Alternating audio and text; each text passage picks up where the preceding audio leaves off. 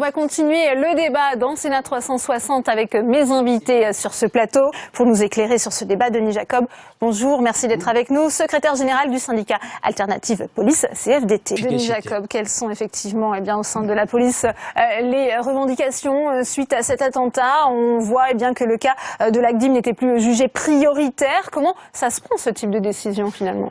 Déjà, je pense qu'il faut éviter de faire les amalgames entre... Alors je sais que c'est compliqué pour le tout public d'appréhender le fonctionnement des renseignements français, mais en matière de fichiers, il y a une confusion qui est faite depuis malheureusement ce nouveau drame entre le fichier des personnes recherchées dans lequel il y a notamment les fichiers S et ce fameux fichier des signalements de la prévention et de la radicalisation à caractère terroriste qu'on appelle par un acronyme FSPRT.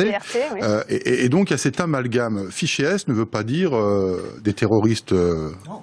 Des terroristes, ça ne veut pas dire forcément que dedans ce sont des personnes radicalisées. Les personnes qui sont dans les fichiers S, ce sont des personnes qui ont des idéologies religieuses ou politiques, mouvance d'extrême gauche, mouvance d'extrême droite. Voilà, donc ça regroupe tout un tas de personnes qui ne sont pas forcément des personnes radicalisées ou de confession islamiste. Donc la rétention administrative, ce n'est pas la solution? Non, je pense. Alors, il faut aussi enlever cette ambiguïté de faire croire qu'il y a eu une défaillance du système.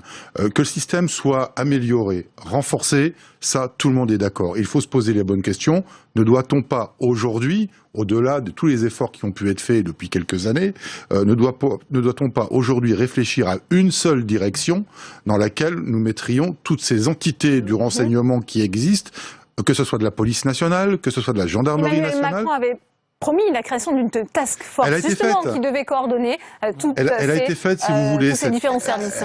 Il y a une coordination qui est faite, ils se réunissent avec les différents services, mais vous ne pouvez pas empêcher qu'il y ait une déperdition de l'information quand on sait que l'ensemble des services concernés par le renseignement n'ont pas le même niveau d'accès aux informations et n'ont pas les mêmes prérogatives d'action.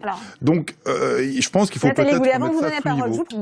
C'est ce que je disais, effectivement, tout à l'heure. Je pense qu'il y a une nécessité effectivement de recentrer tous ces services pour un travail en commun, parce que chaque service a un niveau d'information qui n'est pas forcément transmis à l'autre, même s'il y a une coordination, et qu'il faut rationaliser tout ça. Je voudrais quand même parler aussi d'un autre problème. Madame la sénatrice le disait tout à l'heure, le risque zéro n'existe pas. Aujourd'hui, on n'a plus affaire à des réseaux organisés en France en lien direct avec Daesh. On a plus affaire aujourd'hui à des chiens fous individuels dans leur coin, qui ont eu des problèmes de droit commun, notamment de trafic de stupéfiants, dans des quartiers qui leur permettent d'accéder à des armes, notamment lourdes, comme les Kalachnikov, qu'ils arrivent à se procurer très facilement. Il suffit de regarder ce qui se passe, notamment à Marseille, avec tous ces règlements de compte.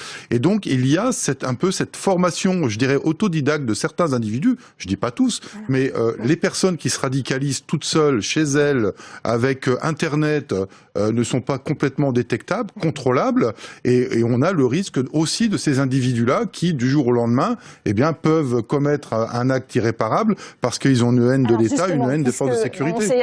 Je rappelle quand même que malheureusement, sur tous les drames qu'on a connus en France, la grande majorité des individus étaient connus pour un passif de droit commun, je me répète, et principalement en matière de trafic de stupéfiants, dans des cités où la possibilité d'avoir accès aux armes est particulièrement facilité. On va pas refaire le débat sur les trafics d'armes dans les quartiers difficiles, mais c'est avéré et il est important. Je voudrais, si vous me permettez, moi je veux bien tout entendre aussi par rapport aux messageries cryptées et tout ça, mais enfin on n'a pas besoin de tout ça pour faire l'apologisme de l'apologie du terrorisme quand on voit les déclarations d'hier, d'avant-hier de Stéphane Poussier, qui a quand même tenu des propos... Ancien candidat de la France Insoumise.